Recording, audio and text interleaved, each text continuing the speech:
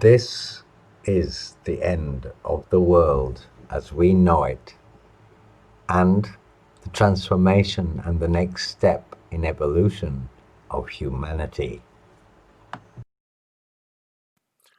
And so, the merging of man and machine, our genes, and how genetic evolutionary processes, such as our genes and our DNA, are going to react and or adapt to this unprecedented evolutionary step in our human evolution, our human story.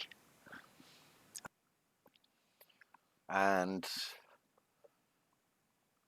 how this is going to happen, and if companies are going to abuse this, how information is going to be shared once we have these implants and these add-ons and these neuromancer cyberpunk like um, improvements, not just things like pacemakers for our heart, but things like infrared and ultraviolet sensors for our eyes, or extra macro zoom, far zoom lenses, and let's say telescopic fingernails with poison injectors for espionage and for, of course, hired assassins, and all of the deadly and dangerous hardware and software that is going to be put on the marketplace once we merge with cyber technology, robotics,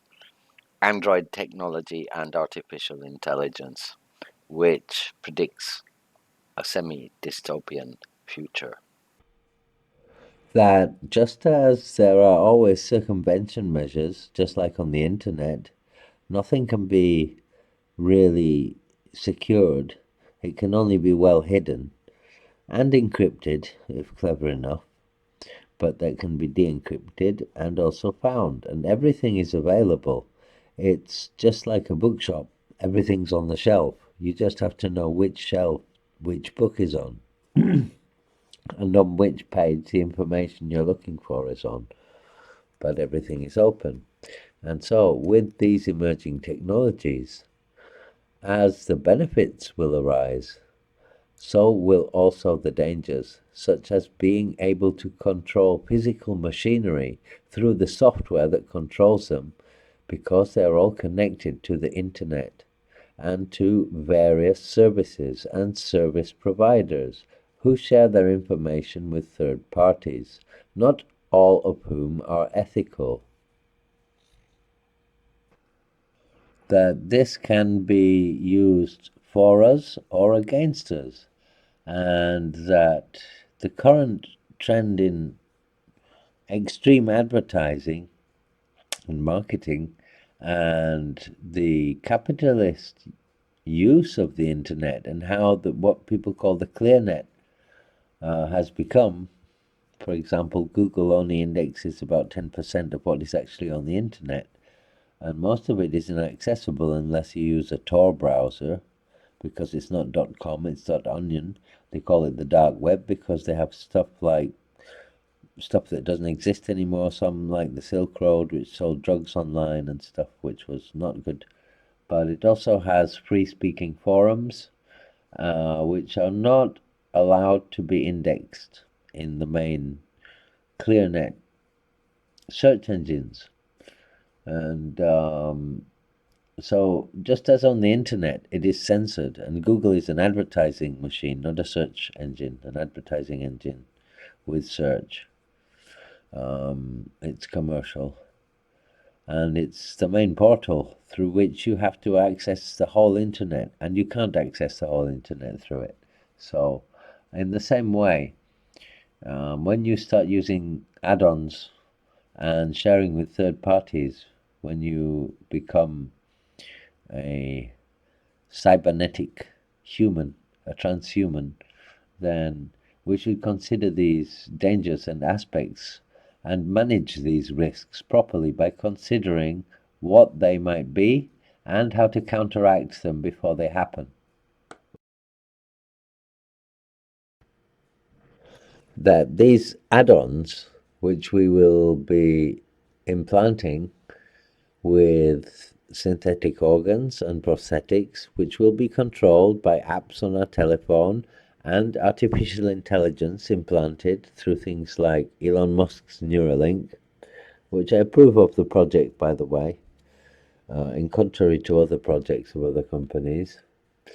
But that most of these add-ons and features which you will be able to blend with artificial intelligence, robotics, prosthetics, and synthetics um, will be from service providers, and these service providers will share with third parties, and they will use the information which you use every day through these apps and these applied um, hardware and software add-ons, which will be possessed by us humans when we merge with artificial intelligence, robotics, prosthetics, and synthetics. And man becomes machine, and machine becomes man. And the problem is not how this is going to benefit us to become superhumans or transhumans, as people are calling it, transhumanism. Rather, if the technology that brings transhumanism will cause people to use services, implants, and artificial intelligence driven systems and programs to commit unethical, illegal, or harmful activities.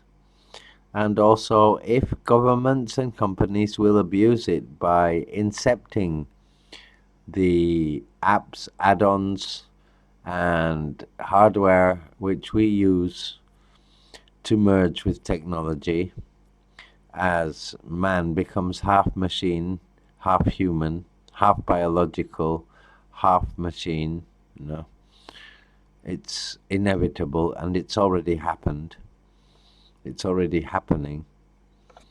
That there are many security issues which should be addressed, and how one is going to exercise control over individual companies and look at their code, which is supposed to be private and patented, and make sure that there are no algorithms which are collecting data and who they are sharing with and what is being done with the data. This is going to be very hard to control, never mind write legislation about. And this is one of the biggest problems of the internet, that it is a wild west that cannot be controlled, and that legislation will never catch up with the acceleration rate of technology and the legal, social, and other issues which it brings up for humanity at the rate we are advancing in our technological advancements in deep learning, artificial intelligence, robotics, prosthetics, and mobile technology, and using apps to control them with Internet of Things, smart homes, smart cities, smart devices. And so the question is for governments and companies and those who need risk management is, what are these risks? And how can we list them all? And how do they relate to each other? Because the terrible fact is that they are not separate risks. They are interconnected because they share the data with each other. And the different companies and the different agencies crunch the data for different reasons in different ways, and use topics and categories with artificial intelligence to categorize people into various kinds of personalities, which is judgmental and often proved through modern artificial intelligence in its current state of the art to be fallible. And so, first, the outdated plan for failure when giving risk management would be to use the theory which was given in 2018 which is already quite a long time ago considering the fast advance of AI through deep learning in the last couple of years. Um, Paul Barber, chief scientist of Lexalytics, wrote, AI is the large sum of a complicated IT problem, and with it come the same concerns and requirements. Your network might go down, a server might fail, or a machine may experience a hiccup or go down through a DDoS attack, or other unimagined reasons. All of the hardware and software issues that are standard in IT, and I would like to add the ITOT, the IT of things, meaning internet, IT, mobile controlled devices in the house, smart home devices, and stuff like the Iranian nuclear factory that was hacked, and the software that controlled it was used to actually affect the physical machinery, which is what the danger is.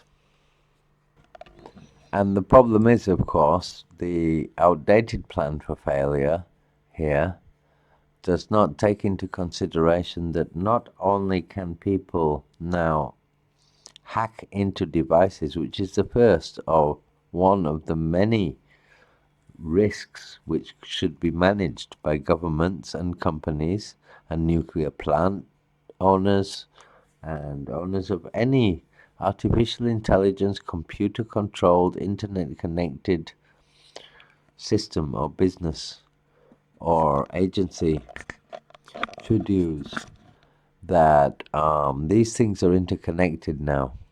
They are not just apps that you can buy for a government or a company. They are apps which you have terms of service, and they share this with third parties.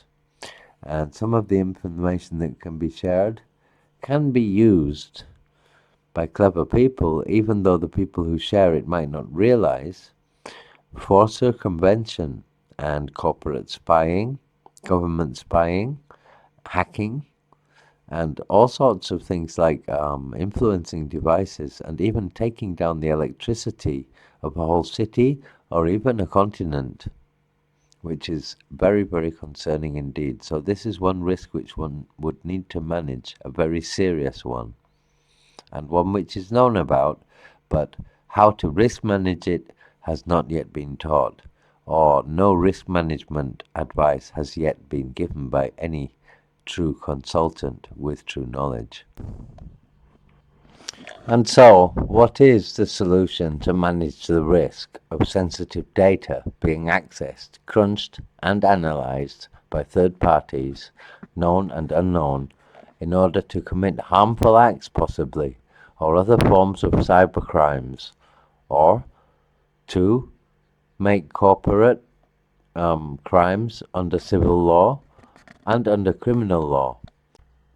The way to solve this, of course, is through legislation. So what is the problem with legislation and AI?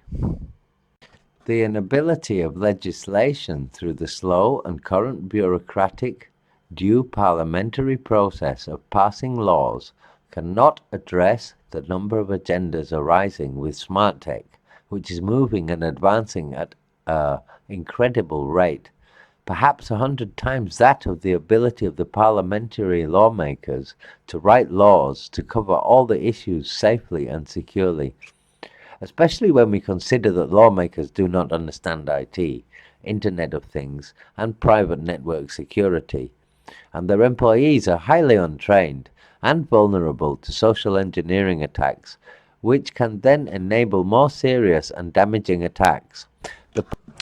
The inability of legislation through the slow and current bureaucratic, due parliamentary process of passing laws can never address the number of agendas arising with smart tech, which is moving and advancing at a rate perhaps 100 times that of the ability of the parliamentary lawmakers who write laws to cover all the issues safely and secure. Especially when we consider that lawmakers do not understand IT matters, the internet, or private network security, and their employees are highly untrained and vulnerable to social engineering attacks, which can then enable more serious and damaging attacks.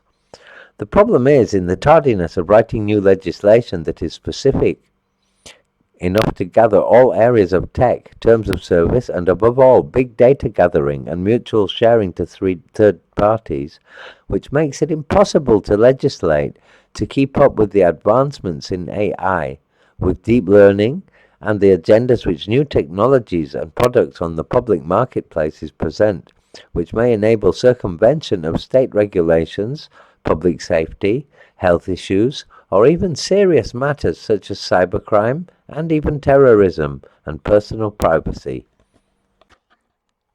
The disappearance of the paid education system and sovereign individualism becoming the new alternative for an anarchic but orderly society without rule and governance is highly likely unless the powers that be take all, but not just some, of the interconnected measures to prevent this interlinked process, which I call an algorithm, of societal downfall. And once again, as history has shown to be always true, the end of yet another great human civilization will occur. But the end of one civilization will, of course, give rise to a new one, which we must ask ourselves, is this good for us?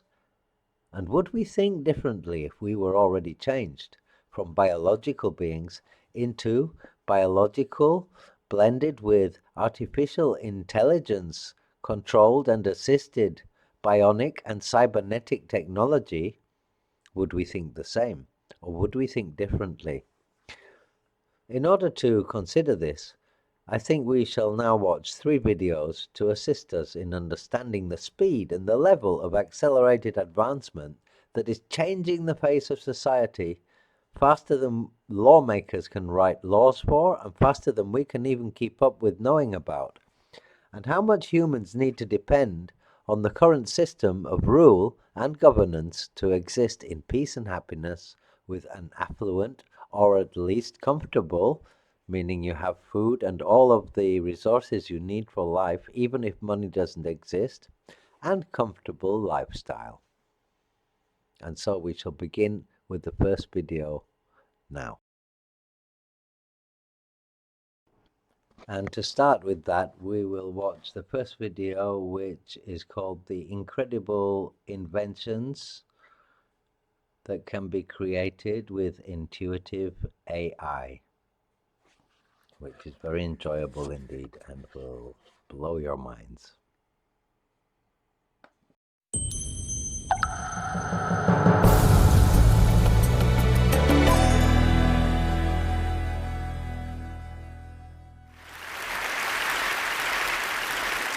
How many of you are creatives? Designers, engineers, entrepreneurs, artists, or maybe you just have a really big imagination? Show of hands. Okay, that's most of you. I have some news for us creatives. Over the course of the next 20 years, more will change around the way we do our work than has happened in the last 2,000. In fact, I think we're at the dawn of a new age in human history. Now, there have been 4 major historical eras defined by the way we work. The hunter-gatherer age lasted several million years. And then the agricultural age lasted several thousand years. The industrial age lasted a couple of centuries. And now the information age has lasted just a few decades.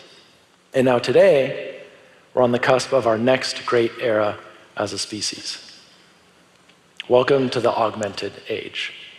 In this new era, your natural human capabilities are going to be augmented by computational systems that help you think, robotic systems that help you make, and digital nervous system that connects you to the world far beyond your natural senses. Let's start with cognitive augmentation. How many of you are augmented cyborgs? I would actually argue that we're already augmented. Imagine you're at a party and somebody asks you a question that you don't know the answer to. If you have one of these, in a few seconds, you can know the answer. But this is just a primitive beginning. Even Siri is just a passive tool. In fact, for the last 3.5 million years, the tools that we've had have been completely passive. They do exactly what we tell them and nothing more. Our very first tool only cut where we struck it. The chisel only carves where the artist points it. And even our most advanced tools do nothing without our explicit direction. In fact, to date, and this is something that frustrates me, we've always been limited by this need to manually push our wills into our tools, like literally using our hands, even with computers. But I'm more like Scotty in Star Trek. I want to have a conversation with the computer, right? I want to say, computer, let's design a car. And the computer shows me a car. And I say, no, more fast-looking and less German. And bang, the computer shows me an option. Now, that conversation might be a little ways off. It's actually probably less than many of us think. But right now, we're working on it. Tools are making this leap from being passive to being generative. Generative design tools use a computer and algorithms to synthesize geometry, to come up with new designs all by themselves. All it needs are your goals and your constraints. I'll give you an example. In the case of this aerial drone chassis, all you would need to do is tell it something like it has 4 propellers, you want it to be as lightweight as possible, and you need it to be aerodynamically efficient. And then what the computer does is it explores the entire solution space. Every single possibility that solves and meets your criteria. Millions of them. It takes big computers to do this. But it comes back to us with designs that we, by ourselves, never could have imagined. And the computer is coming up with this stuff all by itself. No one ever drew anything, and it started completely from scratch. And by the way, it's no accident that the drone body looks just like the pelvis of a flying squirrel. It's because the algorithms are designed to work the same way that evolution does. Now, what's exciting is we're starting to see this technology out in the real world. We've been working with Airbus for a couple of years on this concept plane for the future. Now, it's a ways out still, but just recently we used a generative design AI to come up with this. This is a 3D printed cabin partition that's been designed by a computer. It's stronger than the original, yet half the weight. And it'll be flying in the Airbus A320 later this year. So computers can now generate, they can come up with their own solutions to our well-defined problems. But they're not intuitive. They still have to start from scratch every single time. And that's because they never learn, unlike Maggie. Maggie's actually smarter than our most advanced design tools. What do I mean by that? If her owner picks up that leash, Maggie knows with a fair degree of certainty that it's time to go for a walk. And how did she learn? Well, every time the owner picked up the leash, they went for a walk. And Maggie did 3 things. She had to pay attention, she had to remember what happened, and she had to retain and create a pattern in her mind. Interestingly, that's exactly what computer scientists have been trying to get AIs to do for the last 60 or so years. Back in 1952, they built this computer that could play tic-tac-toe. Big deal. Then 45 years later, in 1997, Deep Blue beats Kasparov at chess. In 2011, Watson beats these 2 humans at Jeopardy, which is much harder for a computer to play than chess is. In fact, rather than working from predefined recipes, Watson had to use reasoning to overcome his human opponents. And then, a couple of weeks ago, DeepMind's AlphaGo beats the world's best human at Go, which is the most difficult game that we have. In fact, in Go, there are more possible moves than there are atoms in the universe. So in order to win, what AlphaGo had to do was develop intuition. And in fact, at some points, AlphaGo's programmers didn't understand why AlphaGo was doing what it was doing. And things are moving really fast. I mean, consider, in the space of a human lifetime, computers have gone from a child's game to what's recognized as the pinnacle of strategic thought. What's basically happening is computers are going from being like Spock to being a lot more like Kirk. Right? From pure logic to intuition. Would you cross this bridge? Most of you are saying, oh, hell no. And you arrived at that decision in a split second. You just sort of knew that that bridge was unsafe. And that's exactly the kind of intuition that our deep learning systems are starting to develop right now. Very soon, you'll literally be able to show something that you've designed to a computer, and it'll look at it and say, sorry, homie, that'll never work, you have to try again. Or you could ask it if people are going to like your next song, or your next flavor of ice cream. Or, much more importantly, you could work with a computer to solve a problem that we've never faced before. For instance, climate change. We're not doing a very good job on our own. We could certainly use all the help we can get. That's what I'm talking about, technology amplifying our cognitive abilities so we can imagine and design things that we were simply out of our reach as plain old unaugmented humans. So what about making all of this crazy new stuff that we're going to invent and design? I think the era of human augmentation is just as much about the physical world as it is about the virtual intellectual realm. So how will technology augment us? In the physical world, robotic systems. Okay, there's certainly a fear that robots are going to take jobs away from humans, and that is true in certain sectors. But I'm much more interested in this idea that humans and robots working together are going to augment each other and start to inhabit a new space. This is our applied research lab in San Francisco, where one of our areas of focus is advanced robotics, specifically human-robot collaboration. And this is Bishop, one of our robots. And as an experiment, we set it up to help a person working in construction doing repetitive tasks. Tasks like cutting out holes for outlets or light switches in drywall. So Bishop's human partner can tell him what to do in plain English and with simple gestures, kind of like talking to a dog, and then Bishop executes on those instructions with perfect precision. We're using the human for what the human is good at, right? Awareness, perception, and decision-making, and we're using the robot for what it's good at, precision and repetitiveness. Here's another cool project that Bishop worked on. The goal of this project, which we called the Hive, was to prototype the experience of humans, computers, and robots all working together to solve a highly complex design problem. The humans acted as labor. They cruised around the construction site, they manipulated the bamboo, which, by the way, because it's a non-isomorphic material, is super hard for robots to deal with. But then the robots did this fiber winding, which was almost impossible for a human to do. And then we had an AI that was controlling everything. It was telling the humans what to do, it was telling the robots what to do, and keeping track of thousands of individual components. What's interesting is building this pavilion was simply not possible without human, robot, and AI augmenting each other.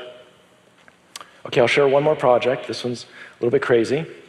We're working with Amsterdam-based artist Joris Laarman and his team at MX3D to generatively design and robotically print the world's first autonomously manufactured bridge. So Joris and an AI are designing this thing right now as we speak in Amsterdam, and when they're done, we're going to hit go, and robots will start 3D printing in stainless steel, and then they're going to keep printing without human intervention until the bridge is finished. So as computers are going to augment our ability to imagine and design new stuff, robotic systems are going to help us build and make things that we've never been able to make before. But what about our ability to sense and control these things? What about a nervous system for the things that we make? Our nervous system, the human nervous system, tells us everything that's going on around us. But the nervous system of the things we make is rudimentary at best. For instance, a car doesn't tell the city's public works department that it just hit a pothole at the corner of Broadway and Morrison. A building doesn't tell its designers whether or not the people inside like being there. And the toy manufacturer doesn't know if a toy is actually being played with, how and where, and whether or not it's any fun. Look, I'm sure that the designers imagined this lifestyle for Barbie when they designed her, right? But what if it turns out that Barbie's actually really lonely?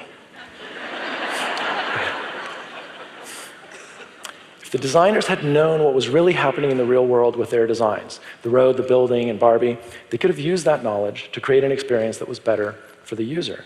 Now what's missing is a nervous system connecting us to all of the things that we design, make, and use. What if all of you had that kind of information flowing to you from the things you create in the real world? With all of the stuff we make, we spend a tremendous amount of money and energy, in fact last year about $2 trillion, convincing people to buy the things that we've made. But if you had this connection to the things that you design and create, after they're out in the real world, after they've been sold or launched or whatever, we could actually change that and go from making people want our stuff to just making stuff that people want in the first place. The good news is we're working on digital nervous systems that connect us to the things we design. We're working on one project with a couple of guys down in Los Angeles called the Bandito Brothers and their team. And one of the things these guys do is build insane cars that do absolutely insane things. These guys are crazy, in the best way. And what we're doing with them is taking a traditional race car chassis and giving it a nervous system. So we instrumented it with dozens of sensors, and then we put a world-class driver behind the wheel, took it out to the desert, and drove the hell out of it for a week. And the car's nervous system captured everything that was happening to the car. We captured 4 billion data points, all of the forces that it was subjected to. And then we did something crazy. We took all of that data and plugged it into a generative design AI that we call Dreamcatcher. So what do you get when you give a design tool a nervous system and you ask it to build you the ultimate car chassis? You get this. This is something that a human could never have designed, except a human did design this.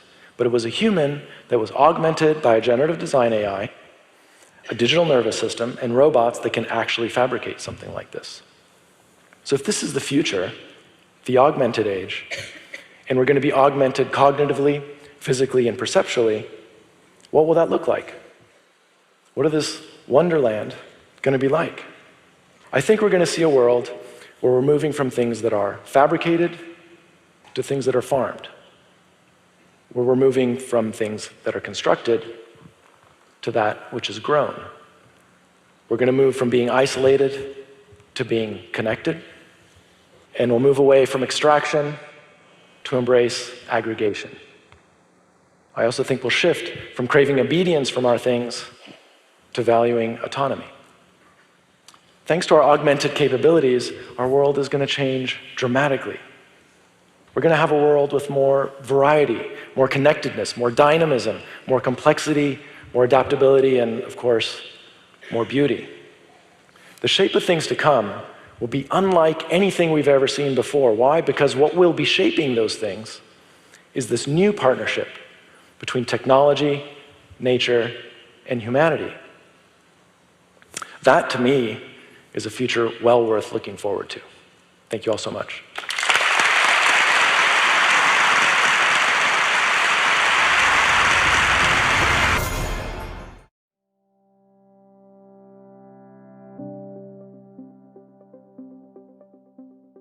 Generative design lets you design things that weren't possible to design before. So the convergence of cloud computing, new materials, advanced manufacturing, and these new generative design tools are opening a new world up for designers to think and explore designs that really couldn't be done before. You speak in the language of goals and constraints. Basically, you frame the problem in terms of what you want the function to be of a design, and the computer generates objects to fulfill those designs. You get ideas out of left field as a designer where you're like, I would have never gone that direction. That's really interesting. I'm not sure if I even want to pursue it, but this is opening up my space of possibilities. The HackRod project, so we just took an off-the-shelf race chassis and put 56 sensors on the tension points of the chassis. The HackRod team drove that thing out in the desert under extreme conditions. From there, that data was analyzed and input into one of our generative design systems, Dreamcatcher, and a new chassis was grown. So this is one of the first times that data has been able to be gathered in the field on performance, fed back into the design to improve the design. So that's really a groundbreaking exploration. As these things become easier, there are going to be more entrants in every market. 3 kids in a dorm room can start a car company. And what does that mean to the traditional car manufacturers? It means that they've really got to be looking at how they can start to adopt this stuff today. The human brain can hold 5 or 6 variables at a time. The computer doesn't have that limit. So with generative design, what you're trying to do is put all these conflicting and dependent variables together, have the computer think about what are the optimal options, and present those back to the user. What I really think is unique about the elbow chair is that we're considering the manufacturing in CNC. So rather than taking everything to an additive output, putting constraints in for CNC machinery for milling was an important part of just realizing a beautiful and functional design, and using wood as a material just had a beautiful aesthetic output. What are the goals and constraints? Well, there's some weight, there's some balance, do you want the chairs to be able to stack? Letting the computer decide and give you hundreds of different options on that fit your preference, including the materials that you intend to build, I think was just a great creative expression in furniture design.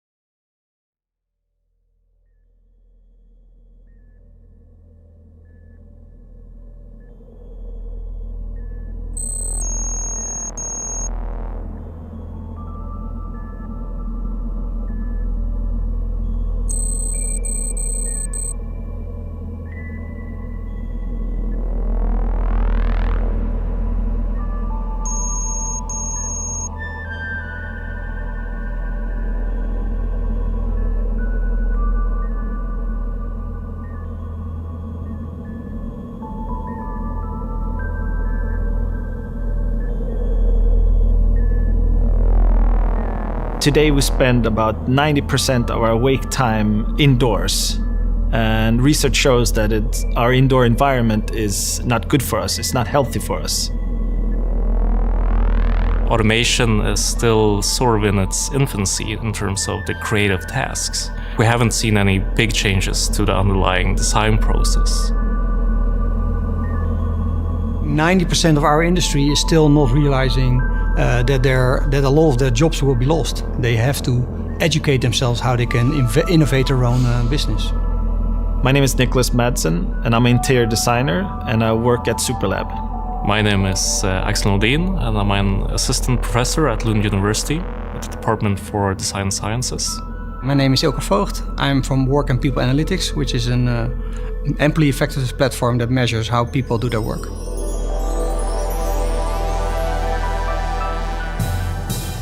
Architect interior designers, when we're doing projects today, we have so many regulations to look into and make sure that they're being followed through a project. We forget a lot of times that the human aspect, that there are actually going to be humans working there. Yeah, I think real estate and architecture have been lacking behind. If you look at some of the other industries, it still takes 3 months to do the program of requirements or the requirements coloring. It still takes 3 till 6 months to design a building, and still takes 2 years to build it, for example. It's a lot of manual labor, but not a lot of solutions that have been brought up digitally or automated. So we think with algorithms and good data, an artificial intelligence could do a lot of the boring work for us. So interior designers could spend more time on aesthetics and the human and the soft values in a project. We hope that we can actually make this a fairly computable problem, so to speak. And hopefully with the algorithm that we're developing, we can find an optimal solution. One of the ideas was, how would an office space look if an algorithm or artificial intelligence would design it for us humans? My role in this project is to develop the algorithms that connects the behavioral data to the actual floor plans that you get out in the end. We took the data from VPA, that's human behavioral data, and we put it into the algorithm and let the algorithm create the floor plan. We created an office space from a human perspective instead of first creating the floor plan and then apply humans afterwards. But to take it to the next level was definitely to bring in human behavioral data because then it was designed from a human perspective for humans. And that created a whole new level of this project. We have the knowledge of hundreds of thousands of people that work in companies, in all kinds of different companies. We provide the data that the artificial intelligence needs to learn how to come up with good designs or solutions. One of the experiments that we did, we just told the algorithms to use the square meters of different rooms and set up parameters of how many rooms and what sizes. But we didn't have outer structure. So what happened was that the algorithms created a whole new architectural world basically out of the algorithms that we would never come up with. We get results that look more like old villages, for instance, in terms of how the offices are placed. And of course, it's interesting to see all these quirky placements and quirky room shapes that move around in a very unintuitive way. It actually looks like the rooms are fighting each other over being in the best spot. And in a way they are. They actually represent the goals and the behaviors of the employees. And based on that, they try to find the right position for their employees that they represent. Working with algorithms to create new floor plans for an office space is definitely the way to go in the future. By automating this whole process of gathering the requirements, designing the environment, we can do it probably 5 times faster, 5 times smarter, and probably 5 times cheaper, because we're not using all the architects anymore, we're not using all the space planners anymore, because a lot of the artificial intelligence can learn how it has to be done by itself.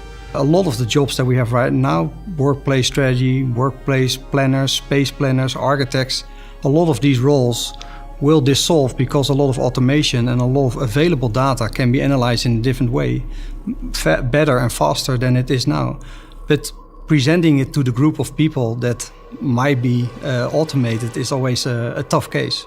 It's an interesting contrast because you have, on one hand, this very soft human data that we want to use to make a better work environment. And on the other hand, we have this cold hard artificial intelligence that will make a better situation for humans in the end. And I'd like to think that, yes, it's possible in some fairly constrained domains, but perhaps not in general. So we won't have a general intelligence in many, many years. But for projects like this, it might very well be possible in a couple of years. Doing this project is, of course, also showing that things have to be different. We want to be leaders and not followers in this in this business. And somebody has to take the lead. And we're one of the organizations together with this group that try to really disrupt the industry, to innovate things that have been done always in the same way, and try to do it completely differently. Can we turn this ill-defined architectural problem into a well-defined problem using behavioral data, employee preferences, and inputting that into an algorithm? Can we create something better for us humans in the future with new technology? Perhaps it's possible, perhaps it's not, but in the very worst case scenario, at least we have something that can handle this data and perhaps do a little bit of number crunching on it and offload some of these boring tasks from the architect, so he or she can actually work on the more creative tasks and focus on that instead. So the problem with the current work environment is that people have very little control over it. Although they know best how they work, people know their own behaviors best, the way they work, but they have very little possibilities to change their work environment. Things are very arranged in a very hierarchical way. There's facilities, maybe even on a corporate level, that provides you with all the stuff that you need, but there's very little control that you have over creating your own environment that makes you most productive. Well, we can see we're just scratching the surface, so we have no idea where we're going to end up. But that it will be exciting and we will learn a lot, that's something for sure. Hopefully this project will end up in a good tool, in a software tool that could optimize both time and money. And maybe this could be a future tool for architects, interior designers to work with. But we have no idea where we're ending up.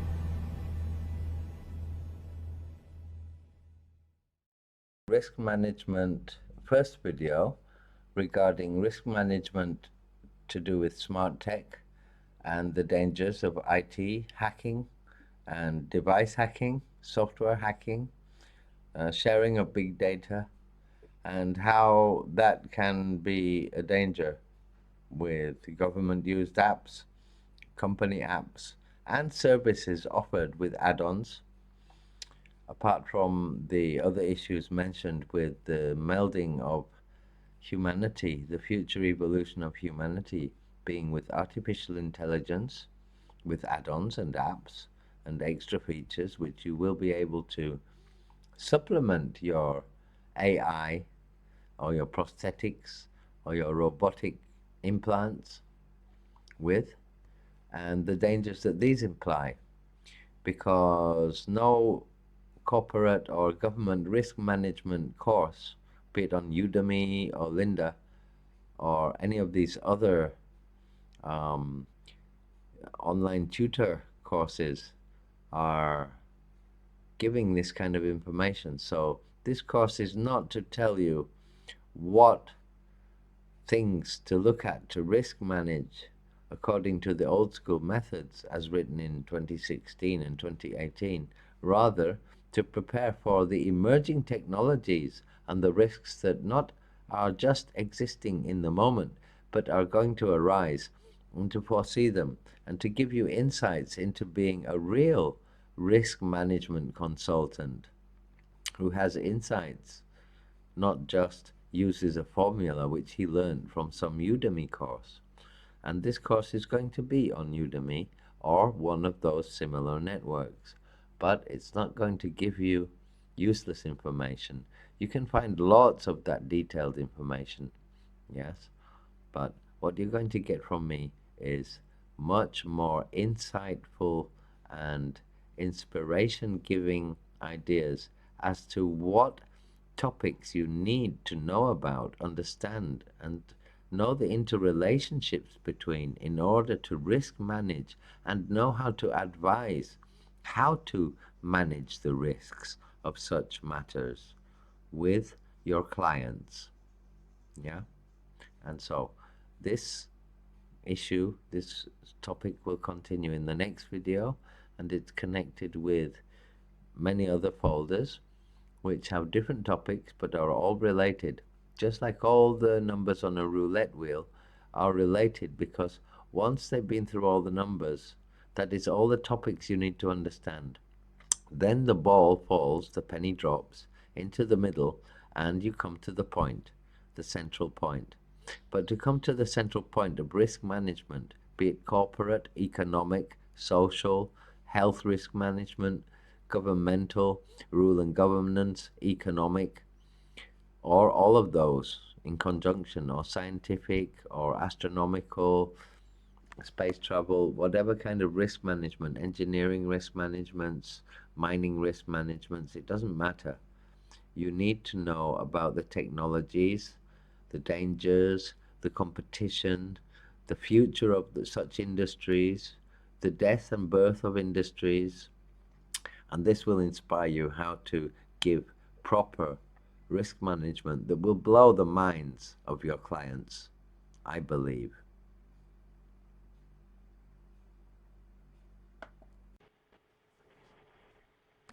It is, in my opinion, that the end of the world as we knew it has already happened. We just haven't noticed. And I could make hours of such presentations to demonstrate that.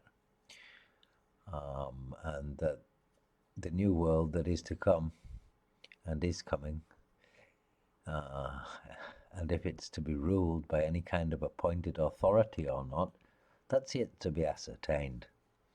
And through the study of risk and the science of multiple cross-referenced risk management, which take not only economics and corporate risk and banking risk and such things into consideration, rather all aspects and reasons of why a human civilization rises, prospers, declines, and disappears.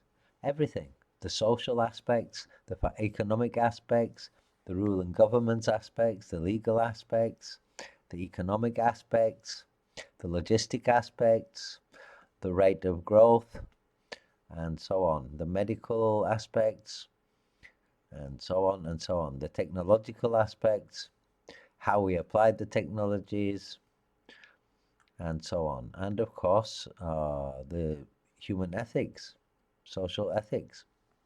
And plus taking into consideration the possibility of current advanced technology in the present day, which might be changing the rules if we study history as an example of how civilizations rise, prosper, and decline and fall, as we live with other rules than those we've seen, as history has shown civilizations to fall in the past.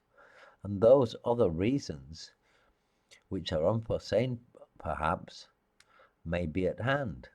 And so the question is not the fall, because it's already happening. The question is, who, if anybody, will rule thereafter? And which is better, to have rule or no rule?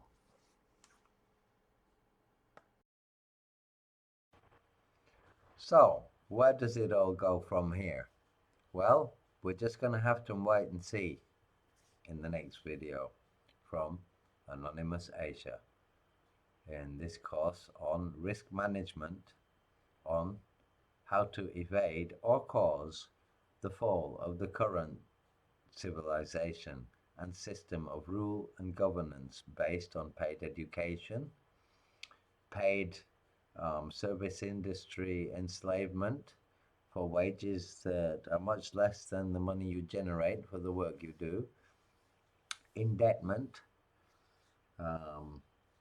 retaking of houses in your possessions, taxation, paid education for paid employment instead of owning your own business, and the fiat monetary system, and the immense imbalance in wealth that exists, and the fact that the amount of lack of human rights in the modern world is not any less than it was in medieval times, makes one think that perhaps it is time for a change and for a system that does not involve a fiat monetary system of exchange and trade and competitiveness through the capitalist competitive system and the current system of law, order, rule, and governance. And the economics which finance this system are starting to fall through sovereign individualism. And so we shall have a look at where it goes from here, unless the powers that be risk manage the problem to avoid it, which they are doing. And I shall explain what measures they are taking and explain some of the measures that they have forgotten to take. Anonymous Asia, signing off.